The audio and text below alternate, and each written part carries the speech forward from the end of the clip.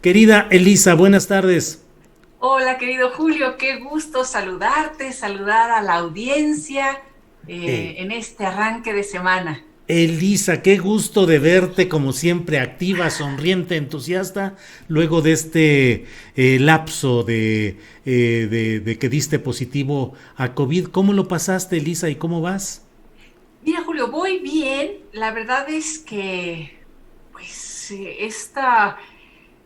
este bicho no tiene, no tiene nombre ni descripción porque se manifiesta de distintas maneras, ¿no? Y además, la verdad, a mí pues me da mucho temor porque sí he tratado de protegerme lo más posible, ¿no? Pero, pues claro, hay labores esenciales, el de el periodismo, la televisión, está catalogada por el gobierno como una de ellas. Entonces, pues hemos estado de manera presencial tomando de verdad todas las medidas y eso es lo que me da mucho miedo, Julio, porque hemos sido lo más cuidadosos posibles, con cubrebocas, distancia. Claro, a la hora de estar en el foro, yo llevo, sabes, mi liquidito siempre Ujú, desinfectante y rocío todos lados. ujú. A la hora del aire, pues ya me quito el cubrebocas para dar las noticias, me lo vuelvo a poner, pero bueno, pues aún así estamos viviendo pues situaciones muy complicadas, muy dramáticas y colegas empezaron a resultar positivos, entonces por eso me realicé la prueba, Julio, fíjate, porque sí tenía síntomas, pero según yo, sabes, a lo largo de la pandemia, según yo he tenido como 5 veces porque que me empieza a dar que el olor de garganta, que la Ajá. gripita, ¿no? Ah, Ya en una ocasión me había hecho la prueba, porque dije, claro, no puedo ir a trabajar si soy positivo, pero en esta ocasión, pues sí, dieron algunos colegas cercanos. Teníamos la transmisión especial de las elecciones en Estados Unidos ujú. y yo ya estaba ahí muy lista para irme y todo, y me dijeron, oye, a ver, están dando positivos cercanos, una amiga también, colega de Milenio, en fin. Dije, ¿saben qué? Tienen razón, hay que tomar todas las medidas de precaución. Nos hicimos la prueba, mi productor, me lo hice yo, él salió negativo. Yo dije, pues ya, seguramente me entregan la prueba y positiva, Julio. Sas. Entonces, si me la hice el miércoles 4, ya voy a cumplir 15 días el próximo miércoles y justamente hoy me fui a hacer otra para ver si ya puedo regresar, para que regresemos con todas las medidas de cuidado para los demás, ¿verdad? Ujú. Pero sí, Elisa, Julio, entonces, bueno, pues ya sabes, el dolorcito de cabeza, este cansancio, estas manifestaciones que muchos han tenido, ¿no? Y los medicamentos, no sé si eran los medicamentos, me tomé algunos que me estaban causando así náusea, y dije, a lo mejor va a salir por el caldo que las albóndigas, ajá. pero bueno, he seguido las recomendaciones médicas, por supuesto, y un seguimiento puntual con todo cada día me tomo la temperatura, oxígeno, en fin, vamos bien, Julio. Elisa, ¿y esto te llevó a alguna reflexión específica? Ay, Julio, sí, fíjate que todo esto pega mucho también en las emociones, creo yo, Sí. independientemente de cómo nos sintamos, siempre da miedo porque no sabes cómo pueda reaccionar este virus, que es lo que te decía, este bicho no tiene palabra, ¿no? Ujú. La verdad es que nunca ha habido un virus más estudiado en tantos países al mismo tiempo por tantas personas. Es impresionante porque obviamente me puse un poquito a leer, estudiar y además estoy en contacto con algunos amigos que tienen laboratorios, en fin, y todas estas investigaciones que se dan. Entonces siempre da temor porque no sabes las secuelas, todavía no se saben exactamente, ya se empiezan a hablar algunas y por supuesto la manera en que se manifiesta en los distintos organismos. Entonces sí, es te hace reflexionar, sí, un poquito en el temor, pero también en la esperanza de pues estar sana, de llevar una vida lo mejor posible, de cuidarnos, pero, ¿sabes? En el Inter también, pues hemos padecido la pérdida de seres queridos Entonces, sí, es muy doloroso, te hace reflexionar sobre la vida, las amistades, los seres queridos, y además en toda esta vorágine informativa tan complicada en nuestro país y en el mundo, ¿no? Se dio el tema de las elecciones en Estados Unidos, eh, toda la información de nuestro país, y la verdad es que uno dice, uff, es cuando uno quisiera hacer como una pequeña pausa Ujú. para reflexionar un poco hacia dónde tenemos que ir como país, como sociedad, como personas, como periodistas, ¿no? Sí, he estado como mucho en la reflexión personal. Sí, sí, me Sí. imagino. Elisa, pues bienvenida a la actividad. Esperemos que salga ya negativo el examen que ya te practicaste. La verdad te ves muy bien, activa, todo caminando afortunadamente. Y nos da Sí, mucho gusto tener a Elisa Alanís puesta, trepada en el caballo de la información cotidiana. Entonces, sí, Julio. pues Elisa, de los temas políticos de estos días, Ujú. pues hay de todo, desde AMLO y Tabasco con esto de las inundaciones, la preferencia que se tuvo que tomar para inundar una zona indígena pobre y no Villahermosa, está lo de Frena que deja el Zócalo, lo de las candidaturas de Morena y sus pleitos, el pleito que traen Javier Corral, el gobernador de Chihuahua y el empresario Salinas Pliego, en fin. ¿De qué quieres hablar en esta ocasión, Elisa? Julio, tú dime con qué arrancamos. ¿Qué te Es, parece esto de Frena, que al fin deja su manifestación de casitas de campaña vacías y pues se van y dicen que se van a reagrupar el próximo 21 de noviembre en el Monumento a la Revolución? ay, ese frena que, pues sí, más que frena parece totalmente estacionado, ¿no? Un movimiento así de viento, de mucho viento que hace volar palabras, hace volar carpas, pero no tiene ningún sustento que lo aterrice a tierra firme, ¿no, Julio? Y Ujú.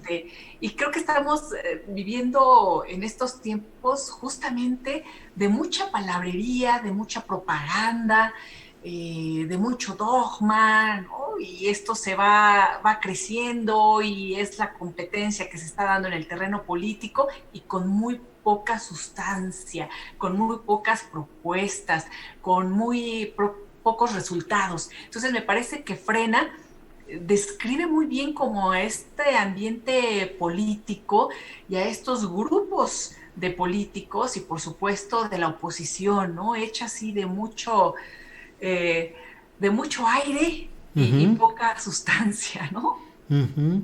Sí, sí, sí.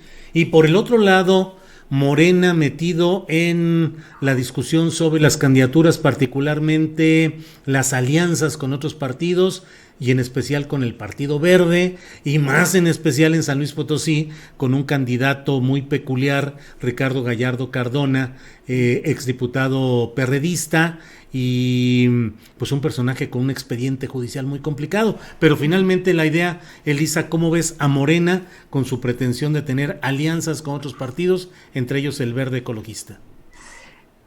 Habíamos hablado aquí, Julio, sobre quién iba a ganar en Morena y el rumbo que tomaría el partido dependiendo de qué grupo se quedara con el poderosísimo partido del presidente de la República, del poderosísimo presidente. Ujú. Y yo creo que es una señal clara del rumbo peligroso que está tomando el partido Morena, así como la oposición está inflada de aire y de helio, ¿no? Así es que vuelan, Ujú. pues Morena se está llenando de cascajo, Julio, Ujú. ¿no? Eh, y creo que tiene mucho que ver con la visión pragmática de ahora la llegada de Mario. De Mario Delgado. ¿Se cortó un poquito el sonido, Elisa? Elisa, se cortó un segundito. Un Pues, segundito, Elisa, Elisa, Elisa. sí, Un ¿me escuchas? segundito, un segundito. ¿Algo pasó con tu Ah, micrófono o es con nosotros, Andrés? ¿ya está? Ya está. Ya está. Sí, sí, perdón, Sí, si Julio. algo sucedió, pero ya estamos, Elisa. Se Sí, estaba llenando Morena de cascajo. sí, y ese reflejo de, pues, esta visión pragmática de obtener poder, de obtener recursos, de obtener votos a costa de lo que sea, ¿no? Y a costa de hacer alianzas con grupos que como periodistas hemos señalado desde hace mucho, mucho tiempo, cómo criticamos al PRI de su protección y alianza con el Partido Verde, por ejemplo, Julio, y ahora ver que estos mismos personajes se empiezan a unir a Morena, bueno, y se unieron desde un principio. Andrés Manuel López Obrador ha cobijado a Manuel Velasco desde el día cero, ¿verdad? Ajá. Desde el día, desde antes de tomar posesión y desde antes de ganar. Pero, pues bueno, esas críticas que de pronto nosotros hacíamos muy fuerte y que ahora parece ser que se empiezan a justificar con toda la maquinaria de troles, bots, propagandistas y seguidores o subalternos del propio presidente que justifican acciones de estas ahora ya en Morena, ¿no? Y estamos viendo estos guiños a personajes muy cuestionados. Es el tema del posible candidato en San Luis Potosí, pero también de muchos otros. Han trascendido ahí algunos nombres que se están integrando al equipo de Mario Delgado. Bueno, el propio Mario invitando a Jade Cole, Julio, abiertamente cuando existen investigaciones. Yo dije, bueno, no es que uno acuse, señale o quiera adelantarse, ¿verdad? Siempre está presente la presunción de inocencia, pero decir, oigan, esperen a que concluyan los procesos de investigación, de señalamientos gravísimos que se hicieron dentro del propio Morena, por ejemplo, en el caso de J. Cole. No, sin mayor pudor es, te invito. ¿Por qué? Porque tienen, mira, los recursos y la capacidad de movilización de la gente y las bases. Es decir, pues como que el PRI de toda la vida, ¿no, Julio? O sea, estas Ujú. prácticas que veíamos con Enrique Peña y desde hace muchos, muchos años en el PRI de antaño. Sí, Elisa, y luego hay este episodio en el cual la verdad es que yo creo que la Presidencia de la República y sus instancias, particularmente la Comisión Federal de Electricidad a cargo de Manuel Bartlett, pues han estado realmente en una situación muy polémica y muy conflictiva respecto a las inundaciones en Tabasco. Ya el propio gobernador de Tabasco, Adán Augusto López Hernández, hizo señalamientos muy duros contra Bartlett, hablando de que era un profesional del cinismo y que había asumido conductas criminales en Tabasco. Luego parece que ya hicieron las paces o los hicieron que Sí, aparentaran las paces y ya le bajaron allá la bronca. Pero lo que ha dicho el presidente de la República, que es en aras de la veracidad, decir las cosas como son, pero resulta bien complicado esto que ha dicho de que se prefirió pues inundar las zonas más pobres, las zonas indígenas, para evitar que hubiera un mal mayor en Villahermosa, Tabasco. Y me lleva a preguntarte, Elisa, ¿qué hacer en la política cuando se tiene esta obligación de optar entre inconvenientes? No lo que es mejor, sino lo que es, sí, aunque la expresión sea muy rara, lo que es menos peor. ¿Qué sí. opinas de la política entre inconvenientes, Elisa? Julio, lo que me parece es que estamos además ya viviendo una retórica de la justificación, que eso es lo que me preocupa. No sé si necesariamente entre inconvenientes, porque esto fue una frase que dijo el presidente ya en una situación gravísima en donde había sido muy cuestionado, incluso el propio director de la CFE, Manuel Bartlett, junto al presidente en esta conferencia, ¿te acuerdas? En donde una periodista le dijo que si ya estaba, ¿cuál fue la expresión? Que si ya estaba a gusto con esta venganza, algo Sí, sí, así, ¿no? sí, sí, sí. Fue Ujú. durísima y contundente. Y ahí entró el presidente a defender un poco a Manuel Bartlett ante Ujú. estas preguntas. Entonces, me parece que sin duda en la política se tienen que tomar decisiones y siempre se tendrá que optar en muchos momentos por tomar eso, a lo mejor no lo mejor, sino lo menos mal en ese momento, pero hay de temas a temas.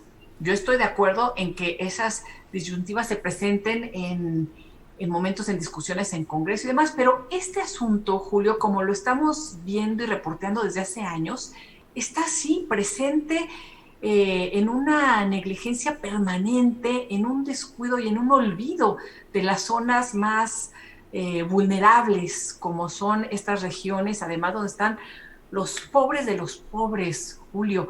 Eh, sí, me sorprende que lo haya dicho así el presidente, porque pues su política siempre ha sido mirar hacia los más vulnerables, o por lo menos así lo ha dicho, y sin embargo ahora en los hechos se contradice. Habría que ver, claro, ya empezarán a justificar. Lo que está sucediendo es que el presidente dice algo y después de días sale la maquinaria para justificar lo que dijo, ¿no? Entonces ya mostrarán el por qué era más importante eh, que se inundaran estas zonas y no Villahermosa, en fin, pero el tema es gravísimo. Lo que dice es impresionante, porque la gente más vulnerable es a la que se tiene que proteger más, Julio. Hay además acciones afirmativas que defienden derechos humanos planteados directamente en la Constitución, en donde uno tiene que tomar acciones que puedan emparejar pisos en aquellos lugares que se han visto más afectados durante décadas. Y esto parece todo lo contrario, ¿no? Lo que hizo el presidente. Hay que ver cuál es el análisis técnico que realizan los expertos de decidir por qué fue mejor esto que el otro. Pero lo que sí sabemos es que esto es una situación que no es nueva, que ha estado presente a lo largo de muchos sexenios y que pues no se han tomado cartas en el asunto para poder apoyar a estas regiones durante décadas, durante años. Por ahí comenzó a circular una denuncia que hizo el presidente Andrés Manuel López Obrador en contra, bueno, entonces no era presidente, en contra del entonces presidente Felipe Calderón, y desde antes menciona a Fox de cómo se tomaban o no se tomaban acciones a favor de la población en Tabasco y se ocasionaban estas inundaciones, incluso hubo una denuncia de por medio, ya comienza a circular toda esta información. A lo que voy es que cuando era oposición era muy claro, muy aguerrido, y ahora que está en el gobierno, pues están repitiendo las mismas acciones que antes y no estamos viendo los resultados que muchos esperaban a 2 años de su mandato, Julio. Uh-huh. Elisa, creo que ya nos estamos casi, diría yo, blindando o se nos va haciendo un poco la piel dura ante tanta denuncia de corrupción de un lado y de otro, delaciones de Emilio Lozoya, que el Senado, los senadores, en fin, de todo. Y ahora con Emilio Cebadúa, pues llega otra tanda de referencias de corrupción, y ahora se habla de que parte del presupuesto de aquella famosa Cruzada Nacional contra el Hambre, que fue programa emblemático de la administración de Rosario Robles, pues que parte de ese dinero se aprovechaba para compra de votos, para campañas electorales y para actividades del Partido Revolucionario Institucional.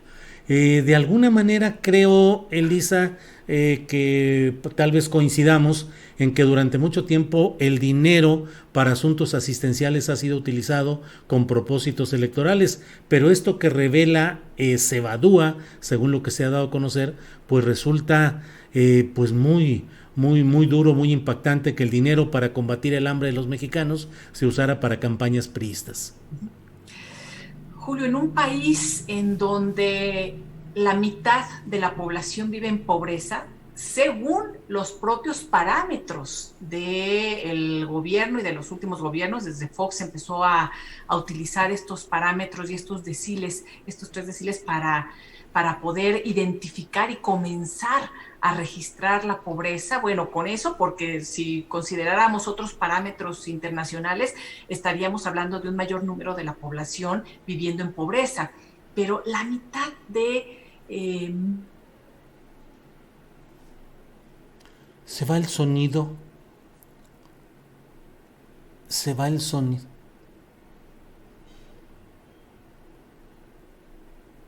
Tu micrófono, Elisa, tu micrófono no se escucha, Elisa.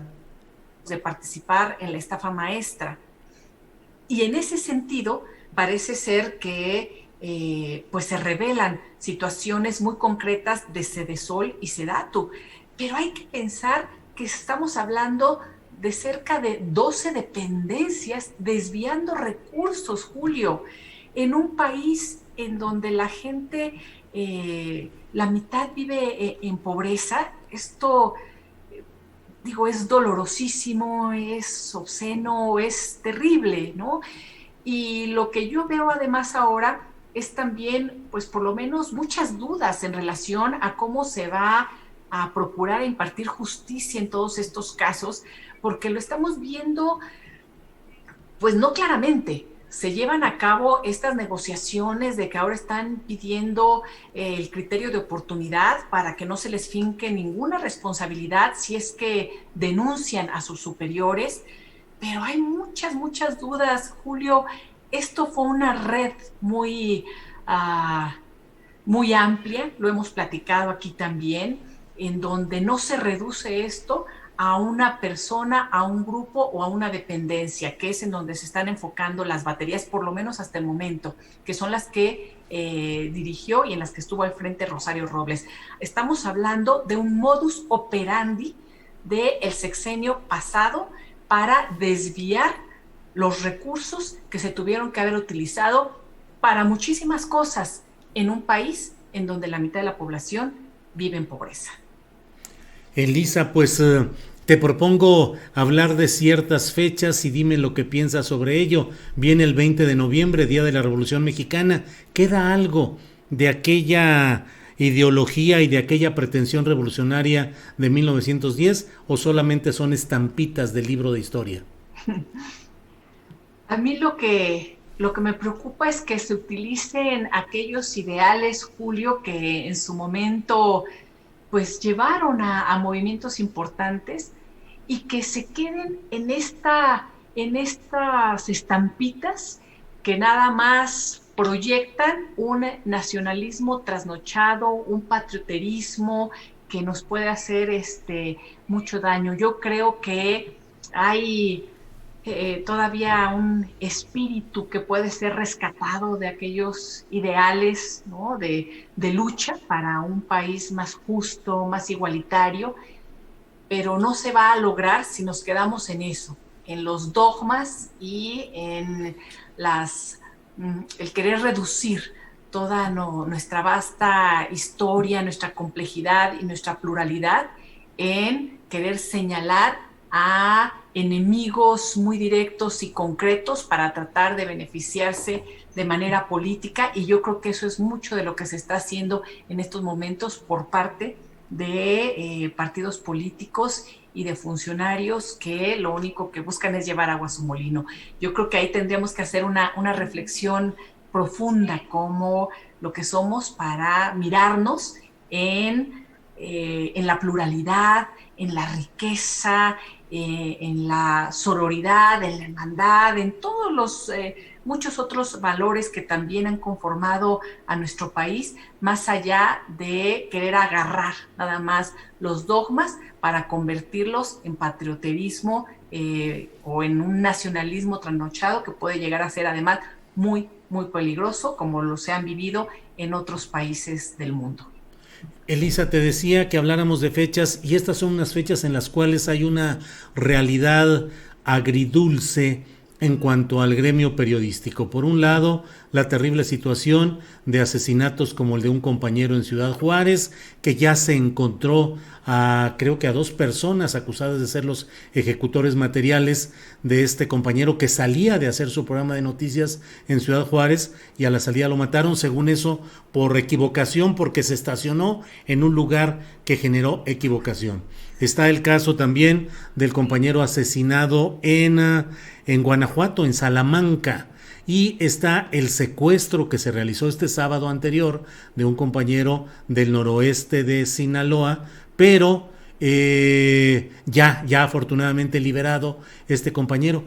hay muchas agresiones al gremio, a los periodistas, y por otro lado, el gusto, pienso yo, Elisa, del Premio Nacional de Periodismo, yo digo el verdadero, el de a de veras, no los patito, el Premio Nacional de Periodismo, que en esta ocasión ha premiado a muchas mujeres, a muchos trabajos fuera de la Ciudad de México y a una visión muy crítica de lo que está pasando en el país. ¿Qué opinas de este claroscuros, esta situación agridulce del periodismo mexicano en estos momentos, Elisa?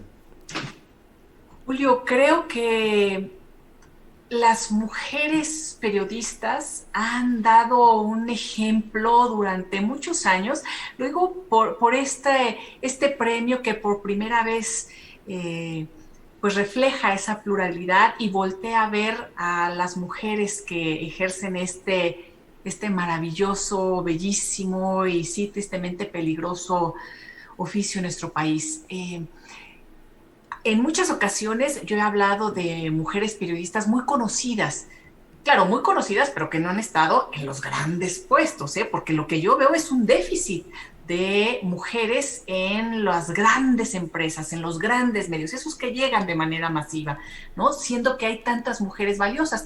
Y a la hora de hacer recuentos, yo siempre se me vienen a la mente, pues, colegas muy conocidas que han hecho una gran labor, ¿no? Como Lidia Cacho, Anabel Hernández, Carmen Aristegui, pero también ahora reflexiono y digo, pero hay tantas más a las que no les hemos dado la voz que deberíamos darle a aquellos que tenemos la oportunidad de estar en espacios en donde se pueda difundir su trabajo, ¿no? Y yo creo que este es el caso de nuestras colegas.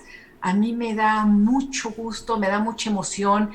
En esta pandemia, en esta enfermedad con COVID, de la COVID-19, Julio, que espero, pues bueno, ya vaya yo de salida, pero que he estado en estos días en casa, me puse a leer sus trabajos.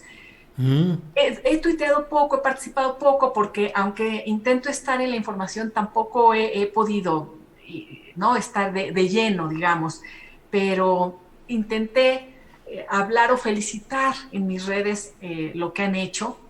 Y no solo eso, sino me puse a leerlos, esa reflexión sobre el Me Too, por ejemplo. Bueno, en fin, estas investigaciones de las fosas, de los grupos indígenas en nuestro país que han sido hechos a un lado, que están siendo marginados hasta la extinción. Todos estos trabajos valiosísimos que la verdad, pues no tengo palabras más que mostrar mi agradecimiento por las mujeres que en cualquier condición de trabajo siguen adelante, caminan, dan el ejemplo y abren espacios de lo que debe ser el ejercicio periodístico, Julio. Y bueno, me emociona mucho lo que han hecho. Estoy leyendo cada uno de los trabajos. Me falta ver la entrevista que se hizo a nuestro queridísimo caballero,